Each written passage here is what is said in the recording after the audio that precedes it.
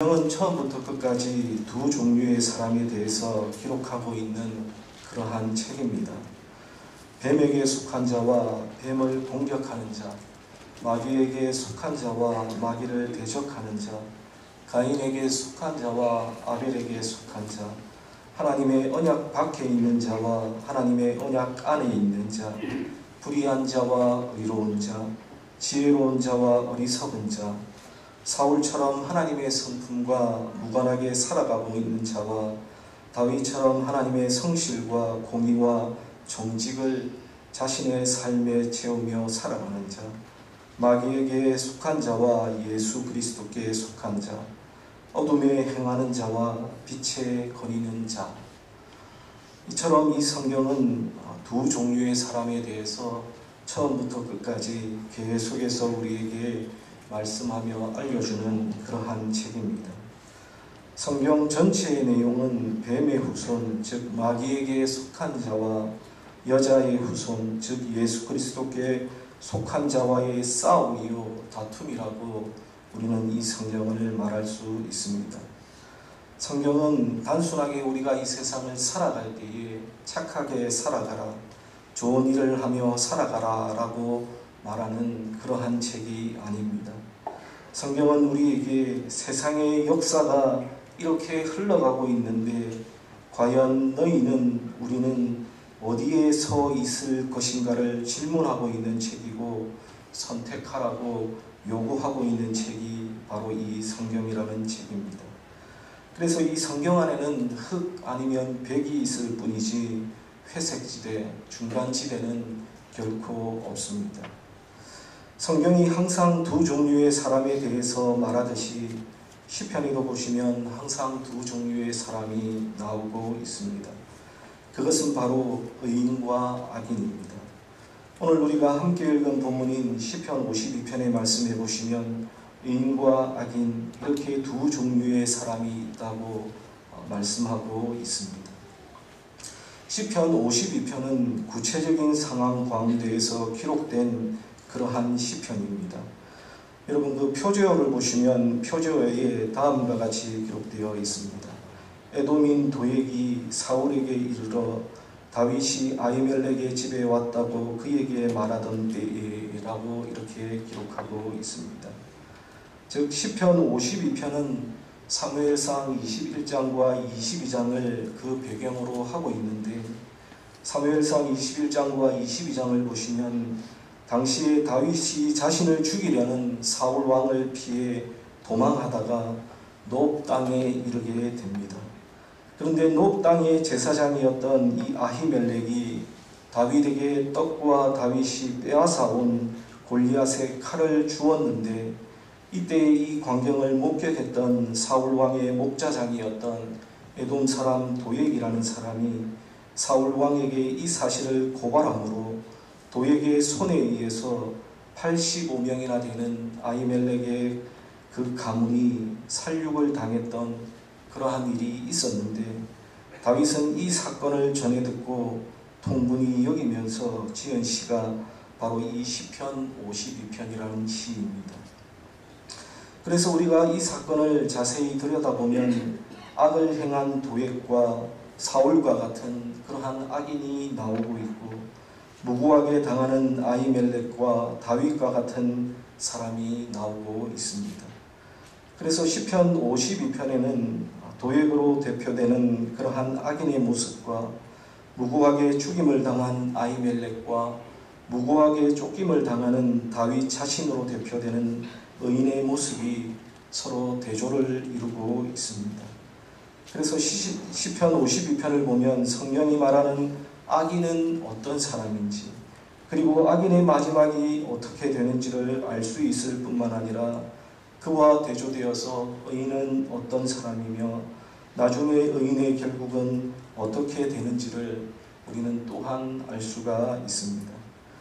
그래서 오늘은 시편 52편의 말씀을 함께 살펴보면서 악인의 특징과 그들의 나중이 어떠한지를 함께 살펴보고 의인의 삶이 어떠해야 하며 의인의 나중이 어떻게 되는지를 잠시 함께 살펴보고자 합니다. 먼저 오늘 본문 말씀 1절에서 4절 말씀해 보시면 시인은 다윗은 악인의 모습에 대해서 말하고 있습니다. 1절에서 4절을 보시면 시인은 악인의 특징을 구체적으로 5가지로 말하고 있는데요. 첫 번째 1절에 보시면 악인은 자기의 목적을 달성하기 위해서 악한 계획을 치밀하게 짜고 그것을 자랑한다고 합니다. 두 번째는 2절에 보시면 독살스러운 혀로 악한 말을 하며 악한 말로 사람을 아프게 한다라고 이렇게 합니다.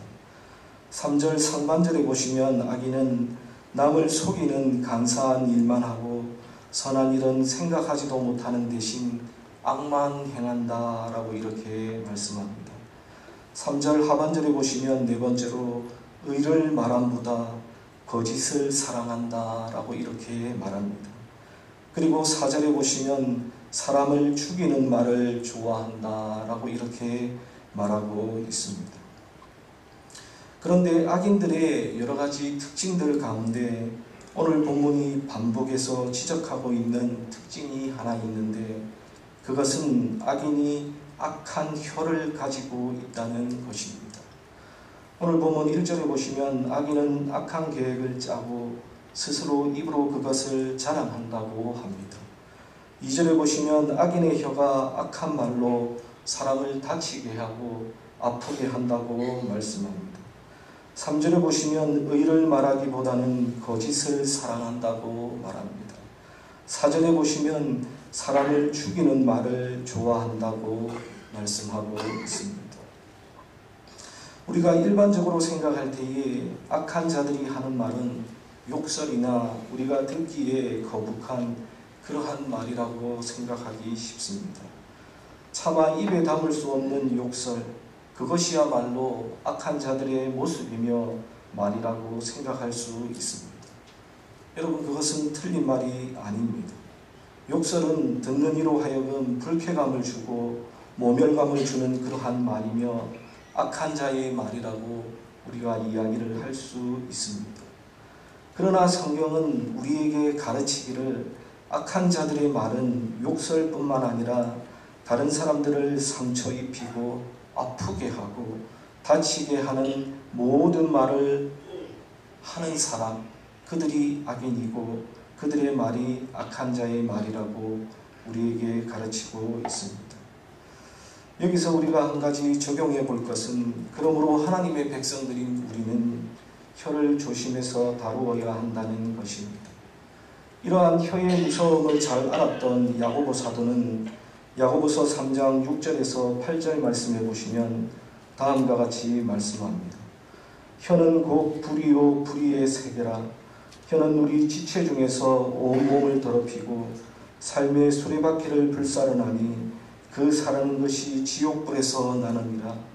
여러 종류의 짐승과 새와 벌레와 바다의 생물은 다 사람이 길들일 수 있고 길들여 왔거니와 혀는 능히 길들일 사람이 없나니 쉬지 아니하는 악이요 죽이는 독이 가득한 것이라 라고 이렇게 말씀하고 있습니다. 그리고 시편 141편 3절에 보시면 시인은 여호와여 내 입에 파수꾼을 세우시고 내 입술의 문을 지키소서라고 기도하는 것을 우리는 볼 수가 있습니다. 그러므로 하나님의 백성인 우리는 우리의 혀를 잘 다스려야 합니다. 남에게 상처 주고 아프게 하고 다치게 하는 그러한 말을 하기보다는 하나님을 찬양하고 남을 세워주고 높여주는데 우리의 입술과 우리의 혀를 사용해야 할 것입니다. 그것이 바로 의인에게 나타나는 모습이며 의인의 말이라는 사실입니다. 그러면 하나님의 백성, 의로운 사람, 의인의 언어 생활은 어떠해야 할까요? 우리가 구체적으로 실천할 수 있는 쉬운 방법 3가지를 함께 나누고자 합니다. 첫 번째는 비판의 말이 아닌 격려와 칭찬의 말을 하라는 것입니다. 우리가 세상을 성공적으로 살아가는데 중요한 지혜 중에 하나는 남의 결정을 들추어내거나 비판하지 않는 것입니다. 비판을 받거나 비난을 받는데도 불구하고 그것을 좋아하는 사람은 아무도 없습니다. 인간은 자존심을 가진 그러한 존재이기 때문에 누군가가 나를 비판하거나 비난을 가하면 우리 안에 있는 이 자존심 때문에 더 큰 비난과 비판으로 상대방에게 돌아가게 되고 결국에는 그것이 서로 다툼이 됩니다. 그러므로 우리는 상대를 비판하지 않는 것이 좋을 뿐만 아니라 도리어 서로에게 격려와 칭찬의 말을 하는 것이 서로에게 유익합니다. 그래서 우리 주님께서도 마태복음 7장 1절과 2절에서 말씀하시기를 비판을 받지 아니하려거든 비판하지 말라. 너희가 비판하는 그 비판으로 너희가 비판을 받을 것이요 너희가 헤아리는 그 헤아림으로 너희가 헤아림을 받을 것이니라 라고 이렇게 말씀하셨습니다. 사랑하는 여러분, 우리 삼문교회 성도님들은 남을 비난하기보다는 남을 격려하고 칭찬하시는 그러한 말들을 하시는 여러분들이 다 되시기를 바랍니다. 여러분 서로를 바라보면서 응원합니다. 기도하겠습니다. 힘내십시오. 여러분 이런 말들 얼마나 좋습니까? 얼마나 간단하면서도 짧으면서도 사람을 살리는 좋은 말들 아닙니까? 바라기는 비판의 말, 비난의 말을 하기보다는 격려의 말을 하시고 칭찬의 말을 하시는 여러분들이 다 되시기를 바랍니다. 두 번째는 불평의 말이 아닌 감사의 말을 하시기 바랍니다. 구약의 출애굽한 이스라엘 백성들을 보시면 광야를 지날 때에 그들에게는 감사하고 하나님을 찬양해야 할 그러한 일들이 너무나도 많았습니다. 그럼에도 불구하고 그들은 감사하지 않았고 불평하기를 좋아했습니다. 생각해 보십시오. 그들은 기적적으로 홍해를 건넜고 밤에는 불기둥과 낮에는 구름기둥이 그들을 인도했고 반석에서 물이 나서 그들이 마시었고 하늘에서 만나가 떨어져서 배불리 먹었지만 그들은 울면서 이것저것 때문에 하나님과 모세 앞에 불평했던 것을 봅니다. 뿐만 아니라 여리고성을 정탐하고 돌아온 12명 중에서 10명은 부정적인 말을 했던 것을 봅니다. 아낙 자손들은 희골이 장대하여 우리는 그들에 비하면 메뚜기와 같으며 그들의 성읍은 심히 크고 견고해서 도저히 들어갈 수 없다고 악평하며 불평했던 것을 우리는 봅니다. 여호수아와 갈렙의 긍정적인 보고는 듣지도 않고 밤새도록 소리내어 울면서 하나님을 원망하고 지도자에게 불평했던 것을 우리는 잘 알고 있습니다. 이러한 이스라엘 백성들을 보고 계시던 하나님께서는 광야에서 죽었으면 좋겠다라고 말하는 그들의 말대로 며칠이면 몇십일이면 들어갈 것을 40년간 광야를 배회하게 하면서 출애굽 1세대들을 광야에서 다 죽게 하시고 새로 태어난 자들과 믿음의 말, 긍정의 보고를 했던 여호수아와 갈렙만이 가나안 땅에 들어간 것을 우리는 잘 알게 됩니다. 사랑하는 여러분, 우리 주위를 둘러보면 온통 감사한 것밖에 없습니다. 그러므로 불평하지 마시고 언제나 감사하는 마음으로 감사의 말을 하면서 살아가시는 여러분들이 다 되시기를 바랍니다. 데살로니가전서 5장 18절 말씀해 보시면 우리가 잘 아는 말씀인데요. 다음과 같이 말씀합니다.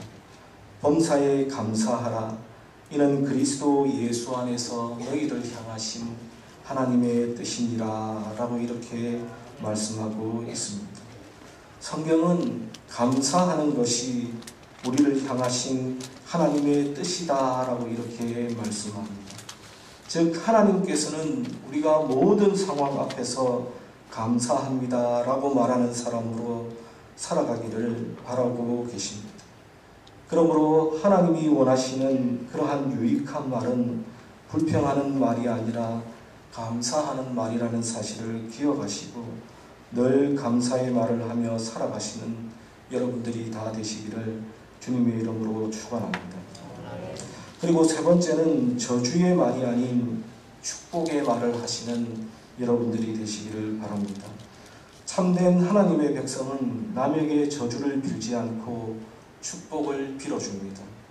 누가복음 10장 5절에서 6절을 보시면 어느 집에 들어가든지 먼저 말하되 이 집이 평안할지어다 라고 축복의 말을 하라고 주님께서는 말씀하십니다. 그리고 이어서 만일 평안을 받을 사람이 거기 있으면 너희가 빈 평안이 그에게 머물 것이고 그렇지 않으면 너희에게 돌아올 것이다 라고 이렇게 말씀하셨습니다. 그러니까 우리가 남에게 축복의 말을 많이 할수록 그것은 자기에게도 축복이 되는 그러한 말씀이 된다라는 것입니다. 이것이 주님께서 우리가 저주의 말이 아닌 축복의 말을 하기를 원하신다는 것을 우리는 이 말씀을 통해서 잘 알 수가 있습니다. 사랑하는 여러분, 우리가 이렇게 교회 생활을 하면서 부딪히는 일들도 있고 여러 가지 안 맞는 그러한 경우가 있을 수 있지만 비난하거나 불평하거나 그러한 말을 하기보다는 항상 축복해주고 항상 감사해하고 그리고 항상 칭찬하며 격려의 말을 하시는 여러분들이 되시기를 바랍니다. 악인은 악한 혀로 상대방을 아프게 하고 상처 주는 말을 하지만 의인은 그 혀가 변화되어서 혀로 남을 상처 주기보다는 하나님을 찬양하며 남을 세워주는 자들입니다.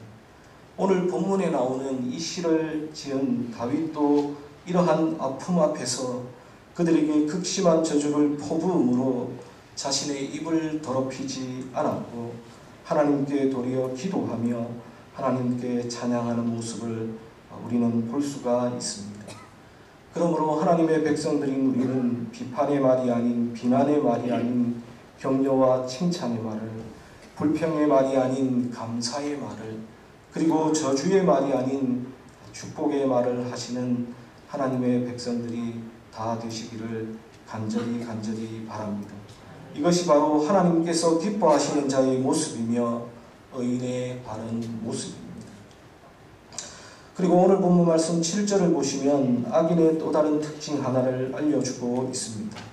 7절에 보시면 이 사람은 하나님을 자기 힘으로 삼지 아니하고 오직 자기 재물의 풍부함을 의지하며 자기의 악으로 스스로 든든하게 하던 자라 하리로다 라고 이렇게 말씀합니다.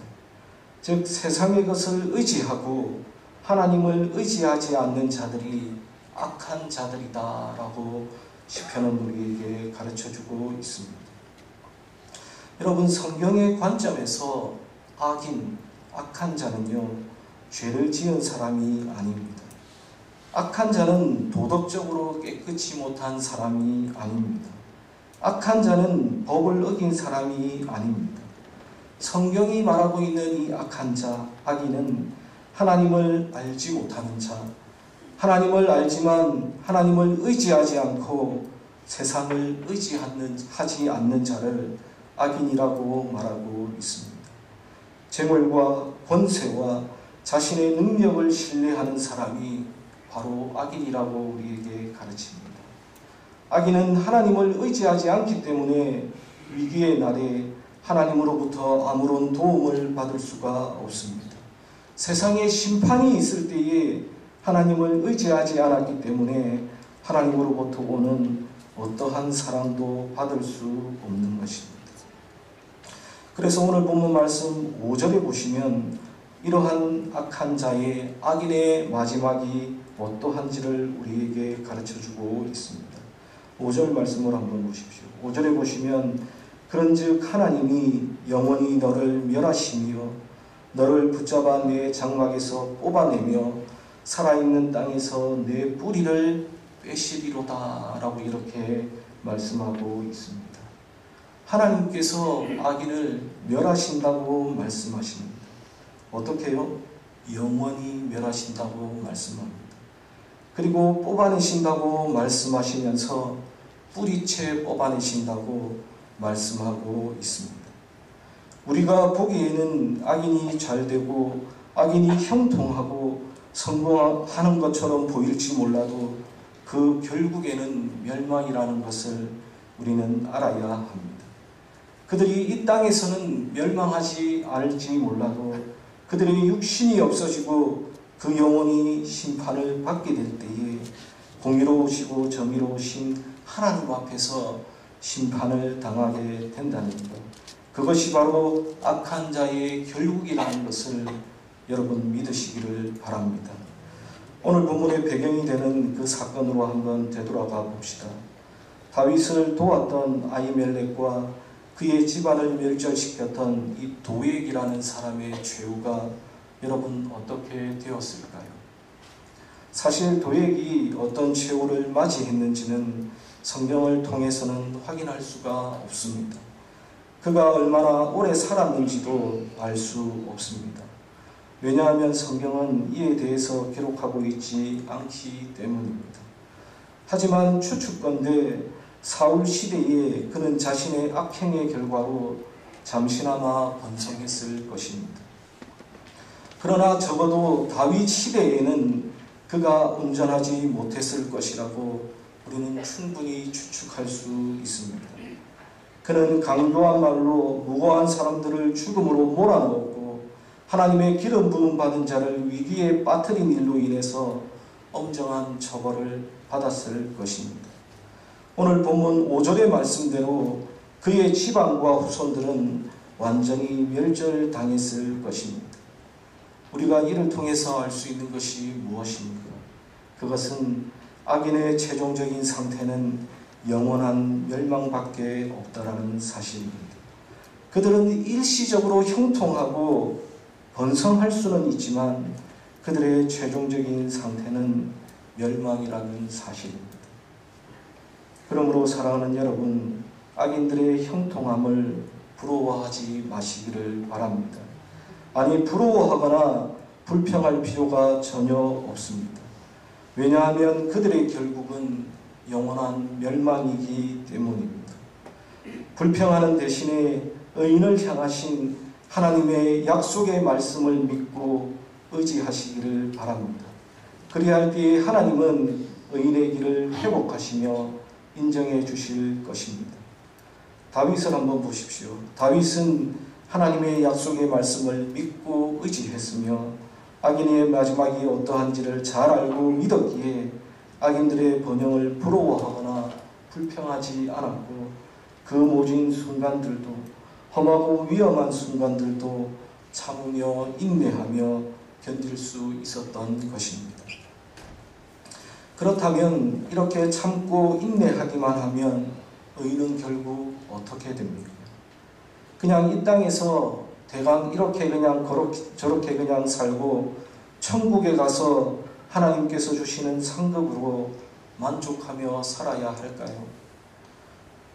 의인은 의인으로 이 땅을 살아가는 우리에게 하나님께서 주시는 승리는 어떤 것입니까? 의인으로서 이 땅을 살아가고 있는 하나님의 백성들에게 하나님께서 주시는 축복은 무엇입니까? 오늘 본문 말씀 8절과 9절에 보시면 그 축복의 말씀이 나옵니다. 8절과 9절에서는 의인의 번영에 대해서 말씀하고 있습니다. 우리 다 함께 8절과 9절 말씀을 다 함께 읽도록 하겠습니다. 8절과 9절입니다.